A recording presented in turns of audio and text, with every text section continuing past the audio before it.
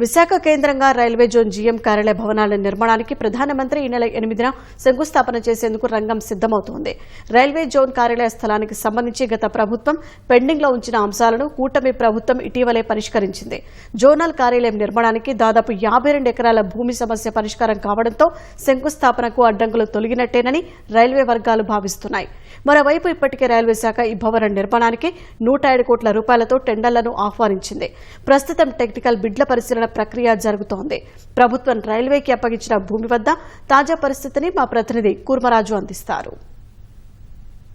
దక్షిణ కోస్తా railway zone ఏర్పాటు కోసం ఇప్పటికే కేంద్ర ప్రభుత్వం విధానపరమైన నిర్ణయం తీసుకుని 2019లో దీనికి సంబంధించిన ప్రకటన వెలువరించింది. అయితే ఈ 5 సంవత్సరాలు కూడాను ఎటువంటి ముందడుగు దీనికి పడకపోవడం ఆంధ్రప్రదేశ్ ప్రజల్ని తీవ్రంగా నిరాశపరిచింది. కూటమి ప్రభుత్వం అధికారంలోకి రాగానే దక్షిణ కోస్తా రైల్వే జోన్కి సంబంధించి దాదాపు 107 కోట్ల రూపాయల వ్యయంతో ఈ జోనల్ హెడ్ క్వార్టర్ నిర్మాణం కోసం టెండర్లని విడుదల చేసింది. దీనికి సంబంధించి ఈ టెండర్ల ప్రక్రియ మొదలైంది. అయితే మొత్తం 11 అంతస్తుల్లో ఇక్కడ భవన నిర్మాణం జరగాలనేసేమో ప్రతిపాదించారు. మొత్తం 52 ఎకరాలు. ఈ 52 ఎకరాల స్థలంలోని ఈ రైల్వే జనరల్ మేనేజర్ కార్యాలయం ఇక్కడ నిర్మాణం చేయడానికేమో ప్రాథమికంగా ఈ సైట్ని రాష్ట్ర ప్రభుత్వం క్లియర్ చేసినట్లుగా మనకి అవగతం అవుతుంది. ఎందుకంటే వైసీపీ ప్రభుత్వ హయాంలో ఈ సైట్కి సంబంధించి ఉన్న అడ్డంకులను, అంటే దీన్ని రైల్వే వాళ్ళకి హ్యాండ్ ఓవర్ చేయడానికి ఉన్న అడ్డంకులను వేటిని తొలగించలేదు. అలాగే కాలయాపన చేశారనేసేమో రైల్వే మంత్రి స్వయంగా చెప్పడం, కూటమి ప్రభుత్వం వచ్చిన తర్వాత దాన్ని వెనువెంటనే వీటన్నిటినీ క్లియర్ చేయడం, కేంద్ర మంత్రి రామ్మోహన్ నాయుడు అలాగే ముఖ్యమంత్రి చంద్రబాబు నాయుడు వీళ్ళందరూ కూడాను సైట్కి సంబంధించి రాష్ట్ర ప్రభుత్వం ఎటువంటి అనుమతులను ప్రతిపాదనలు ఇవ్వాలన్న వాటన్నిటినీ కూడాను క్లియర్ చేయడం. దీనికి సంబంధించి అటు ఎంపీలు, అంటే ఇప్పుడు రైల్వే స్టాండింగ్ కమిటీ చైర్మన్గా ఉన్న అనకాపల్లి ఎంపీ సీఎం రమేష్ సహా అలాగే ఇప్పుడు కేంద్ర మంత్రి రామ్మోహన్ నాయుడు వీళ్ళందరూ కూడాను కేంద్రంలోనే ఉండడం, ముఖ్యమంత్రి చంద్రబాబు నాయుడు ఉప ముఖ్యమంత్రి పవన్ కళ్యాణ్ ప్రత్యేకంగా ఖచ్చితంగా ఇది జరిగి తీరాలి అన్న పట్టుదలతోటేమో ఈ సైట్కి సంబంధించిన అంశాలు జీవీఎంసీ నుంచి రైల్వేకి ఈ సైట్ని హ్యాండ్ ఓవర్ చేయడంలో ఉన్న అడ్డంకులన్నింటినీ కూడాను ఇప్పుడు కూటమి ప్రభుత్వం తొలగించడం జరిగింది. దాని ప్రకారం ప్రధానమంత్రి నరేంద్ర మోదీ ఈ నెల 8వ తారీఖున విశాఖపట్నం రాక సందర్భంగా ఖచ్చితంగా ఇక్కడ ఈ రైల్వే జోన్ ప్రధాన కార్యాలయానికి శంకుస్థాపన ఆయన రిమోట్ లొకేషన్లో చేసే అవకాశం ఉందని ఇప్పటికీ రాష్ట్ర ప్రభుత్వం దగ్గర సమాచారం ఉంది. దానికి సంబంధించి రైల్వే శాఖకు కూడాను సమాచారం అందడంతో దానికి ఇది రిమోట్ లొకేషన్లోనే దీనికి సంబంధించి శంకుస్థాపన శిలాఫలకాన్ని కూడాను ప్రధానమంత్రి ఆవిష్కరించే అవకాశం ఉంది. 30,000 చదరపు మీటర్లు 11 అంతస్తుల ఈ భవనం ప్రతిపాదిత భవనంలో ఉంటాయనిసేమో ఒక అంచనా. ఎందుకంటే ఇక్కడ 2 సెల్లార్ పార్కింగ్ ప్రాంతాలతో కలిపి మొత్తం 11 అంతస్తులుగా భవన నిర్మాణం జరగాలనేసేమో ప్రతిపాదించారు. ఇప్పటికే దీనికి సంబంధించిన టెండర్ నోటిఫికేషన్ ఏమో రైల్వే మంత్రిత్వ శాఖ ఇప్పటికే విడుదల చేసింది.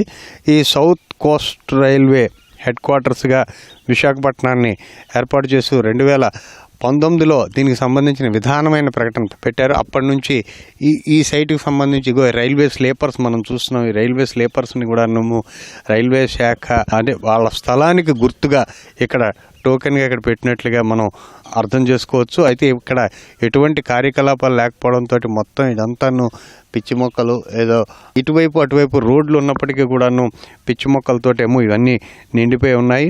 ఇక్కడ ఒకసారి ఈ భవన నిర్మాణం అంటూ ప్రారంభం అయితే మొత్తం ఈ ప్రాంతం అంతా కూడాను పూర్తి స్థాయిలో సందడి నెలకొంటుంది. ఇక్కడ నుంచి విశాఖపట్నం రైల్వే స్టేషన్కి దాదాపు 14.5 కిలోమీటర్ల దూరం ఉంటుంది.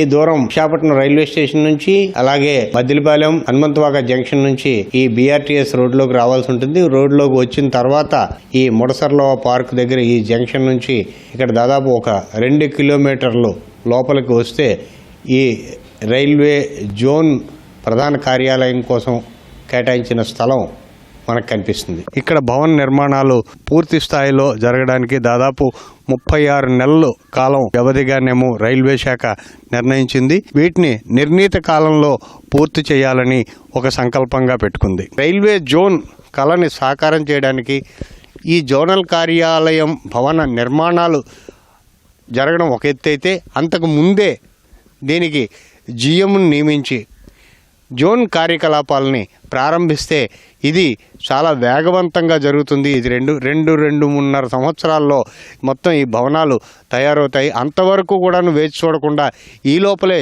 జోన్ కార్యకలాపాలు ప్రారంభించాలనేసేమో కూటమి ప్రభుత్వంలోని ప్రధానమైన నేతలు కానీ ప్రధానంగా ఆంధ్రప్రదేశ్ ప్రజలు ఎక్కువగా అభిప్రాయపడుతున్నారు. వాల్టేర్ డివిజన్తో కూడిన రైల్వే జోన్ కావాలన్న డిమాండ్ కూడాను ఇప్పుడు కేంద్ర ప్రభుత్వ పరిశీలనలో ఉన్నట్లుగానేమో ఇక్కడ ఎంపీ శ్రీభరత్ కానీ అలాగే మిగిలిన ప్రజాప్రతినిధులు కానీ చెప్తున్నారు. రైల్వేకి సంబంధించి ప్రాజెక్టులు రాష్ట్రానికి దక్కాలి అని ఆలోచిస్తున్న వారి ప్రధానమైన అభిప్రాయం. ఎందుకంటే ఇక్కడ వాల్టేర్ డివిజన్ 100 ఏళ్ళు పైబడిన చరిత్ర ఉన్న ఈ డివిజన్ని అలాగే కొనసాగించాలన్న డిమాండ్ గతంలో, అంటే ఇప్పుడు ఈ జోన్ ఏర్పాటు చేసిన ప్రకటన వచ్చిన నాటి నుంచి కూడాను ఇది చేస్తూనే ఉన్నారు. మరోవైపు ఇక్కడ నుంచి రాయగడాన్ని వేరు చేసి రాయగడ ప్రత్యేకంగా ఒక డివిజన్ ఏర్పాటు చేయాలి. అలాగే అది తూర్పు కోస్తా రైల్వేలో అది ఉంటుంది, ఇది దక్షిణ కోస్తా రైల్వేలో ఈ డివిజన్ వాల్టేర్ డివిజన్ ఉంటుంది. వీటన్నిటిని గుంతకల్లు అలాగే విజయవాడ వీటిని కలుపుతూనేమో ఈ తూర్పు కోస్తా రైల్వే జోన్ ఏర్పాటు చేస్తున్నట్లుగానేమో గతంలో ప్రకటించినట్లుగా దాని కొనసాగింపుగా ఇప్పుడు ప్రకటన వచ్చి అది కార్యాచరణ రావాలి. జోన్ కార్యకలాపాలు ప్రారంభం కావడానికి ఈ భవనం నిర్మాణం అనేది ఒక అడ్డంకిగా ఉండకూడదనేసి ప్రధానంగా ఆంధ్రప్రదేశ్ ప్రజలు వాంఛిస్తున్నారు. Cameraman K శ్రీనివాస్తో Kurmaraju, ETV news, Visakhapatnam.